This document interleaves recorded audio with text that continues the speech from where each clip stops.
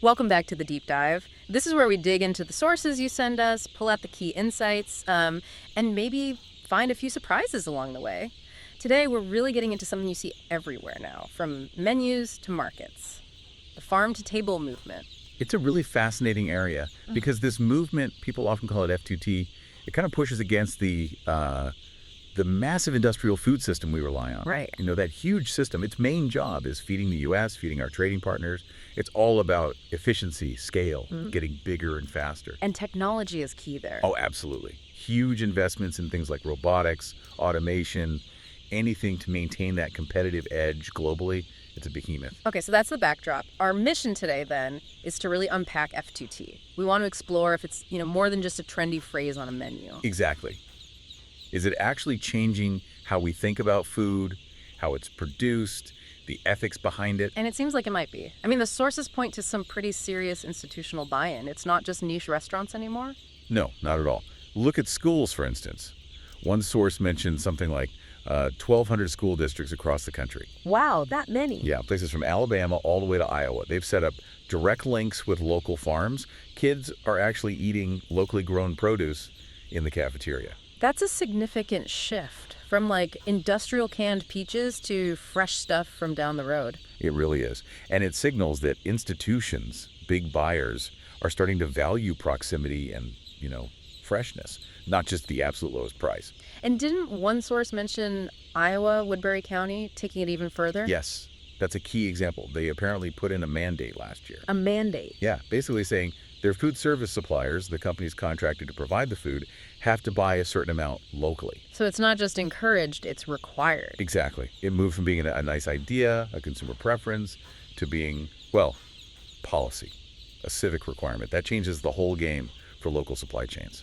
Okay, definitely more than a trend then. Let's dive into defining it properly. What is farm to table? And maybe just as important, what is it not? So at its simplest level, farm to table, or F2T, it's basically restaurants skipping the long supply chain, right? Yeah, cutting out some of the middlemen, Yeah. sourcing ingredients directly from farms nearby. It's a conscious choice against, anonymous food arriving on a giant truck.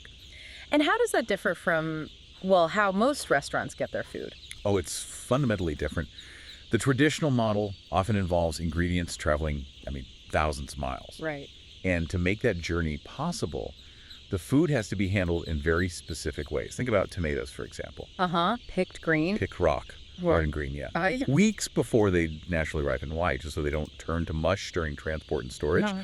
Or other produce might get flash frozen right after harvest. Which preserves it, but it compromises the texture, the flavor, and often the nutritional value. You end up with food that's, structurally sound, but often pretty bland and disappointing. Okay, so F2T flips that. How? Because the farm is local, the travel time is minimal, maybe hours instead of days or weeks. Right. So the farmer can let that tomato ripen on the vine, pick it when it's actually bursting with flavor and color, peak freshness. And that means better taste, obviously. Better taste, absolutely. Yeah.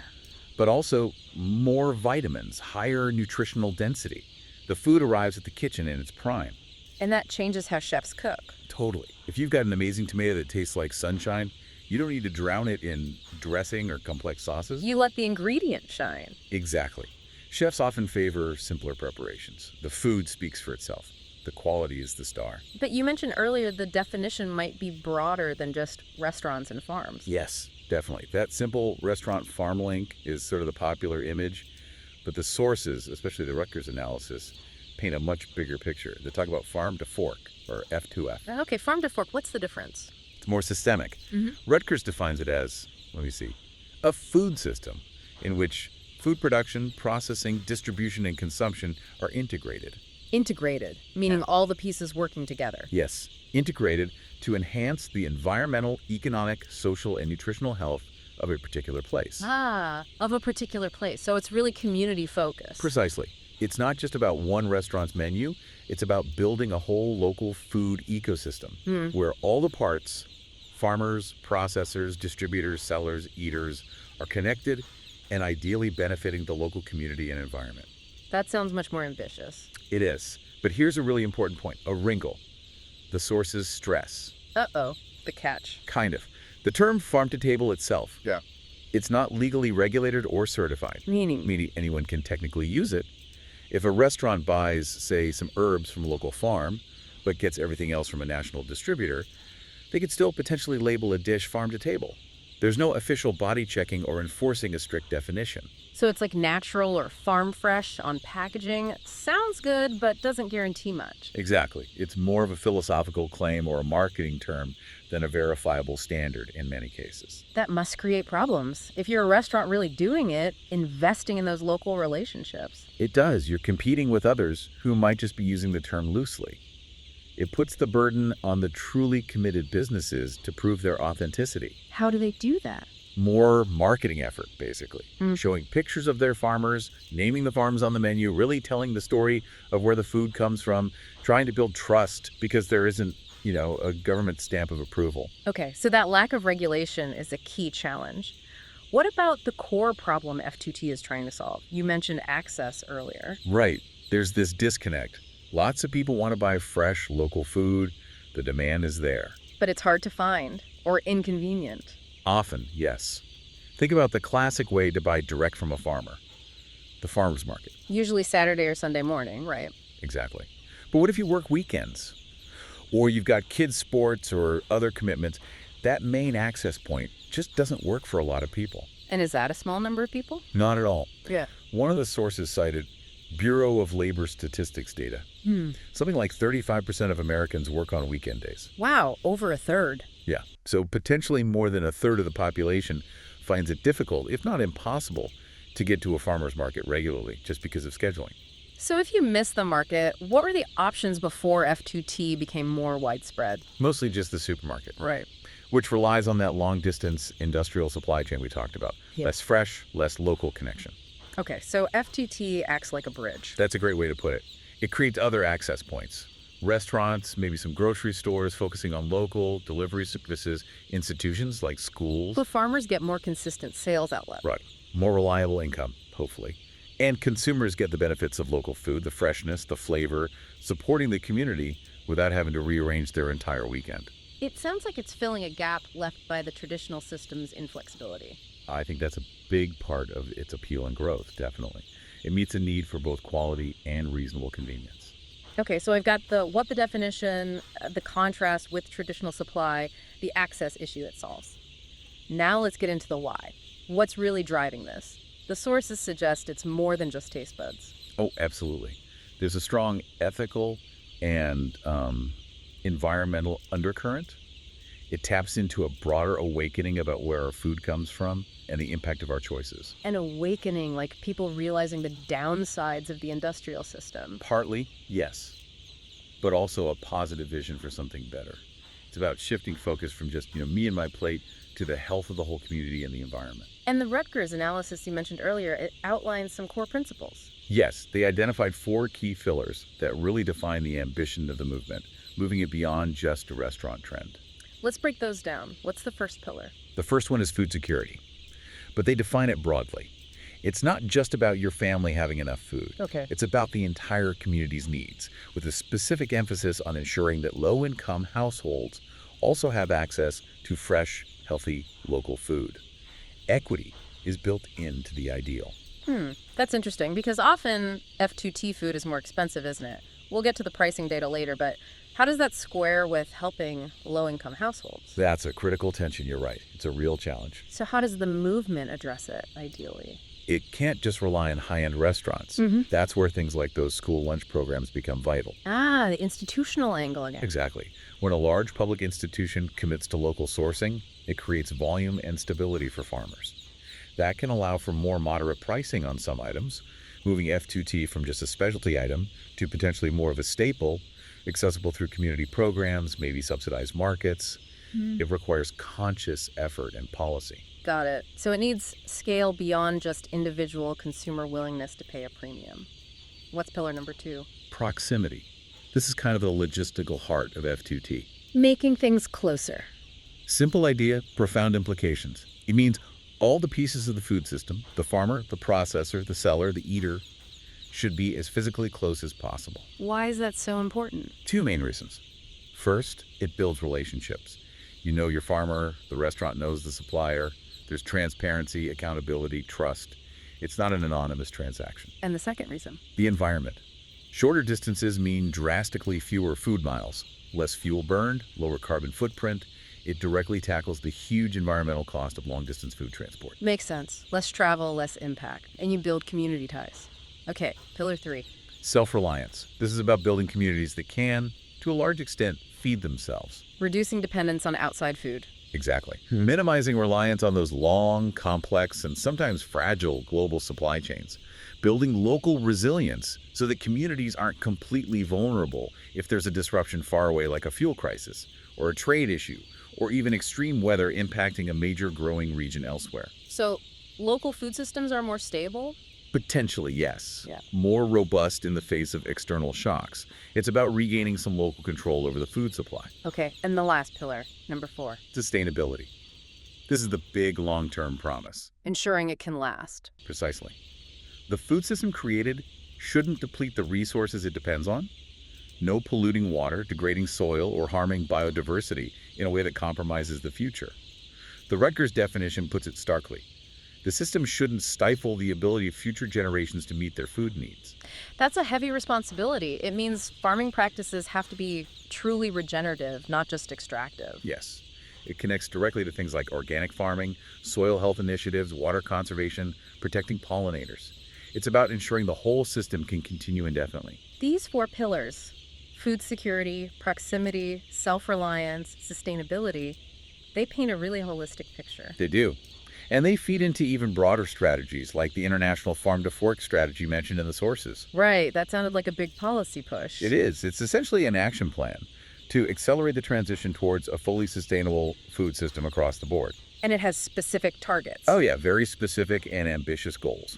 Things like achieving a neutral or even positive environmental impact from agriculture. Positive impact? How? Through things like regenerative agriculture that actually sequesters carbon in the soil, enhances biodiversity, turning farms into environmental assets, not just resource users. Wow. Okay, what else?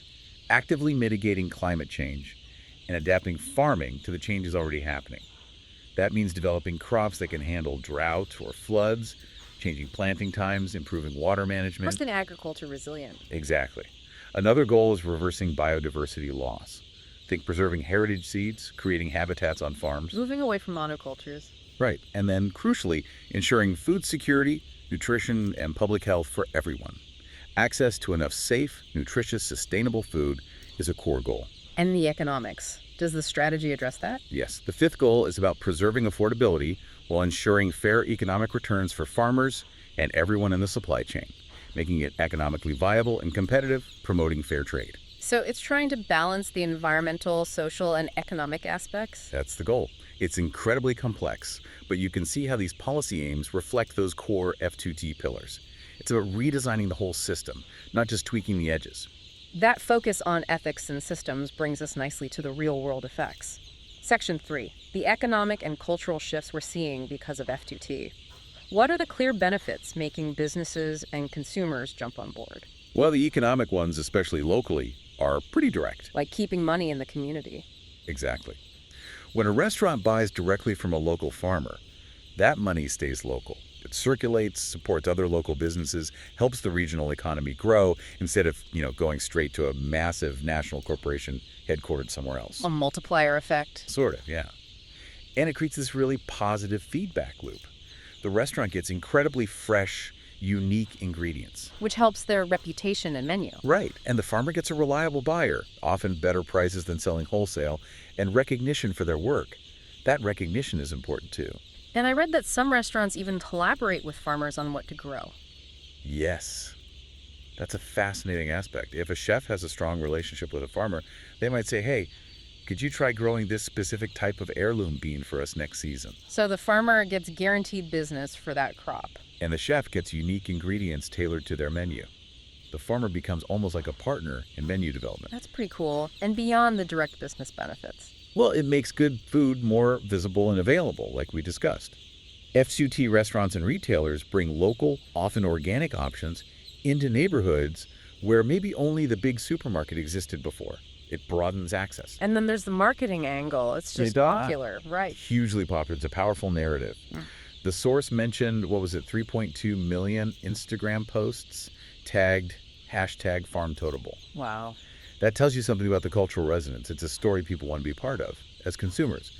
So for a restaurant, aligning with that trend, being genuinely F2T, is a massive draw. It generates buzz, excitement. And that excitement translates into actual spending. People are putting their money where their mouth is. Absolutely. That's the crucial piece. We have solid evidence that consumers aren't just liking the idea of F2T, they are actively willing to pay more for it. We need to look at that. Is there historical context? Did this willingness change over time? Yeah, the sources touched on that. The Great Recession around 2008 kind of put a damper on spending on premium food items for a while.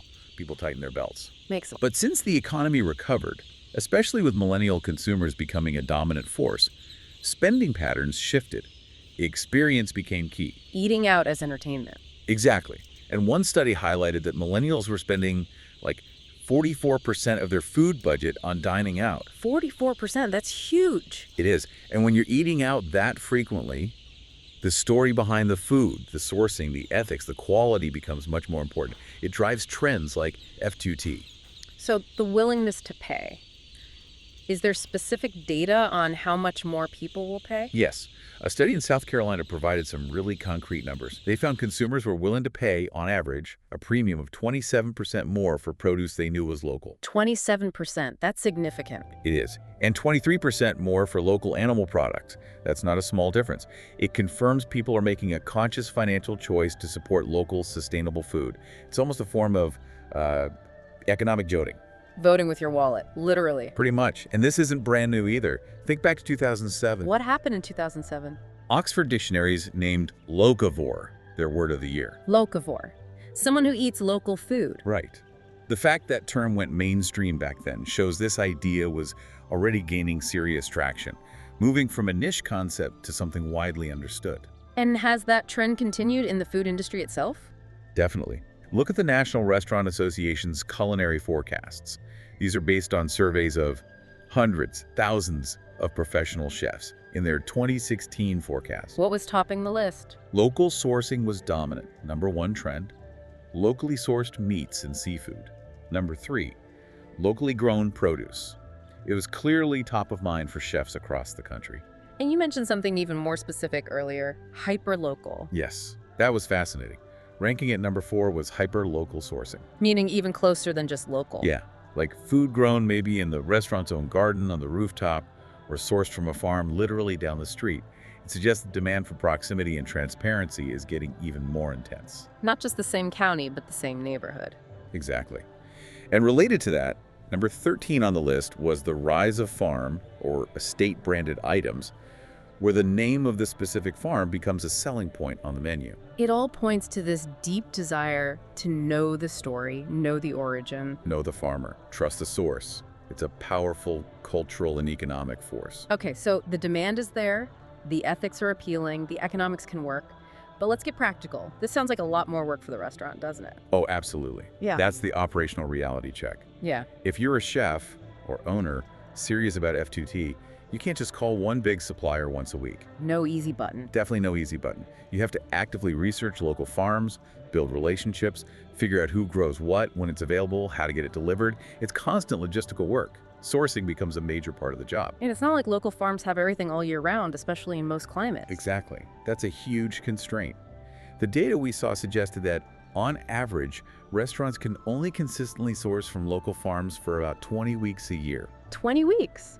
That's less than half the year, only about 36%. Right. So for the rest of the year, or even during that season, if one farm has a crop failure, you're juggling multiple suppliers. You're adapting your menu constantly based on what's actually available that week. That requires incredible flexibility and planning. It does. Compared to calling a national distributor who can get you Chilean sea bass or Mexican asparagus any day of the year, it's way more complex. The simplicity of the industrial system is seductive for busy kitchens. But some chefs are taking it even further, aren't they? Not just sourcing, but becoming the source? Yes. That's that chef-farmer hybrid idea the Wall Street Journal piece highlighted. Facing the challenges of inconsistent supply, some high-end chefs and restaurateurs are actually buying land and starting their own farms or intensive greenhouses. Taking control of the whole chain. Complete control. They guarantee their own supply of specific high-quality ingredients grown exactly how they want them. It's the ultimate commitment to F2T. And this drive for control over ingredients, especially plants, seems to tie into broader food trends too. It does. The Menus of Change report, which is a big deal collaboration between the Culinary Institute of America and Harvard. Right, you mentioned that. Their 2016 report noted the rise of terms like plant-based, plant-forward, vegetable-centric, really hitting the mainstream. So vegetables moving to the center of the plate. Exactly. Not necessarily vegetarian, but designing dishes where the vegetables, grains, legumes are the star, and meat is maybe smaller or used more as a flavoring. Plants first. And if plants are the star, you need really good plants. You need exceptional plants. Which brings us back to quality, the absolute cornerstone of F2T. Where does that quality actually begin? At the source. The seed. The animal breed. Fundamentally, yes. It starts with the genetic potential. Is it a variety bred purely for yield and shelf life, or one chosen for flavor, nutrition, resilience in a specific local environment? Heritage breeds, heirloom seeds. That's the starting point. But genetics aren't everything, right? The farmer has to nurture that potential. Absolutely. The farmer's role is crucial. They need to create the optimal environment. That means healthy soil, the right amount of water, matching the plant or animal to the local climate. Providing the right food for animals, the right nutrients for plants. Exactly. It's skilled stewardship. And then, as we said, short transport ensures that quality, nurtured by the farmer, actually reaches the kitchen intact. It doesn't degrade over a long journey. Okay, so we can taste the quality, see the freshness. But what about the aspects we can't easily judge? Safety, wholesomeness. That's a critical piece, and where F2T intersects with regulation and science. Consumers are pretty good judges of taste, texture, appearance, the sensory stuff. But judging whether food is truly safe, free from harmful contaminants or microbes, that's much harder, often impossible, just by looking at it or smelling it. We rely on systems to ensure that. We do. And food safety really breaks down into two main categories of hazards. First, the absence of harmful chemicals at dangerous levels. This could be anything from naturally occurring toxins in a plant to pesticide residues, heavy metals from the soil, or contaminants from processing equipment. The harm could be immediate, or it could be from long-term exposure. And the second type. That's the absence of harmful microorganisms, bacteria like Salmonella or E. coli, viruses, parasites, and the toxins they might produce, in amounts that could make someone sick. Foodborne illness. Right. And preventing both chemical and microbial hazards requires rigorous standards all along the chain, from farm practices to handling in the kitchen. And this is where regulation is key, especially for things farmers might use. Absolutely critical. Products like pesticides, herbicides, animal health treatments, they are very strictly regulated for a reason. What does that regulation involve? Before any such product can be registered and sold, it has to undergo extensive testing to prove several things. One, does it actually work? Does it provide real value, solve a problem effectively? Two, and this is a huge one, does it have any adverse effects on humans? That includes the person applying it and any potential residue left on the food that consumers might eat. They look at both short-term and long-term health impacts. So safety for the farmer and the consumer. Yes. And three, does it have adverse effects on the environment? Will it harm beneficial insects, pollute waterways, persist in the soil? That's a high bar. It has to be. It ensures that the F2T focus on freshness and local sourcing doesn't accidentally compromise public health or environmental sustainability. Those regulations provide a crucial safety net. So we've got this F2T movement driven by ethics, quality, community, thriving in its own ecosystem.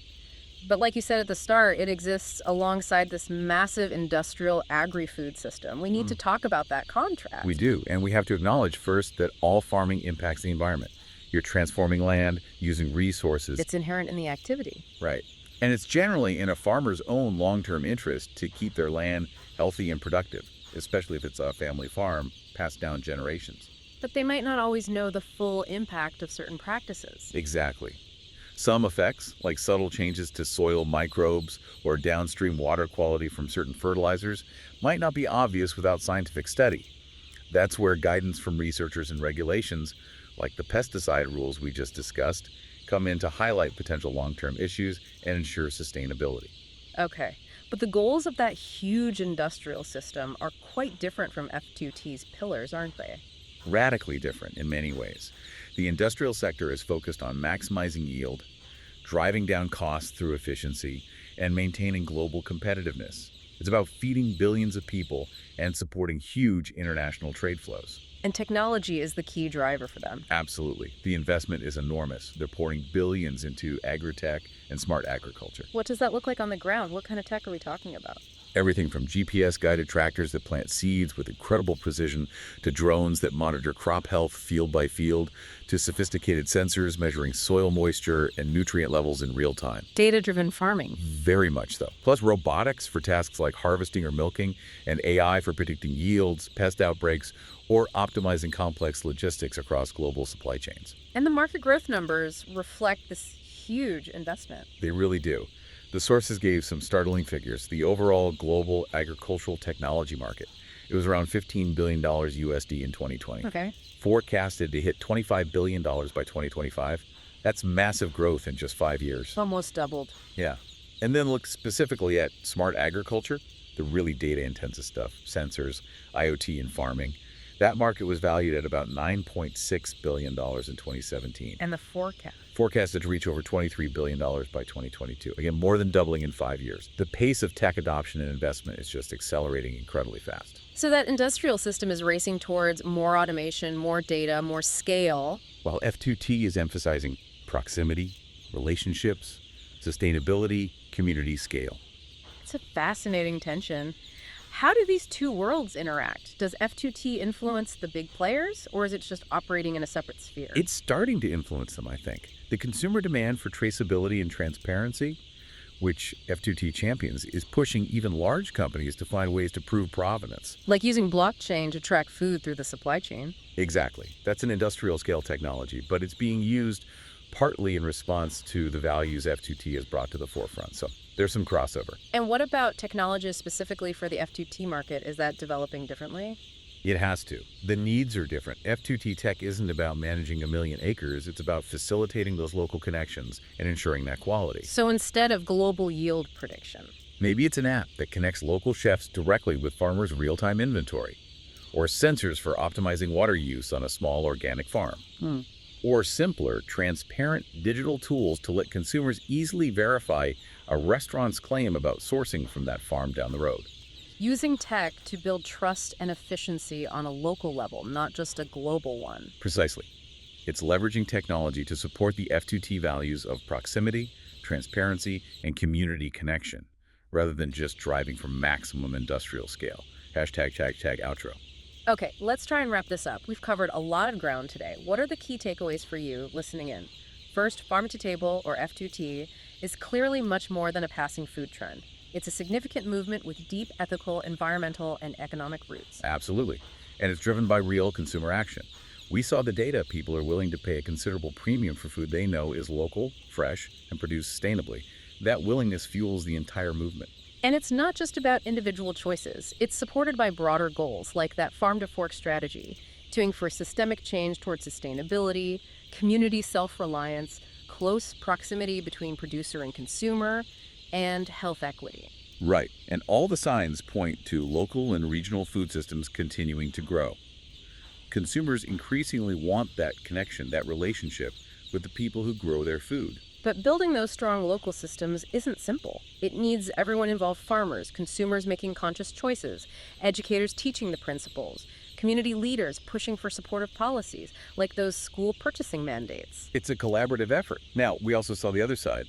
The massive global agri-tech industry focused relentlessly on scale, automation, efficiency, using tech to feed a growing planet as efficiently as possible. Which operates on totally different principles than F2T's core values of proximity, community, and often smaller scale. Exactly. Industrial tech is about optimizing vast, often anonymous systems. F2T is about strengthening known local relationships. Which leaves us with a really interesting question to ponder. Building on that tension we've explored, if the dominant forces in agri-tech today are developing satellite imaging for vast farms, fully autonomous robotic harvesters, and complex global logistics software, what kind of technology, and maybe more importantly, what kind of investment focus will truly bridge the gap? How can technology serve both the drive for efficiency and the deep ethical demand for hyper-local, community-focused, transparent food systems? Is the future defined by the most efficient global algorithm, or by the tech that guarantees the story and short journey of the food on your plate? Something for you to think about. That's all for this deep dive.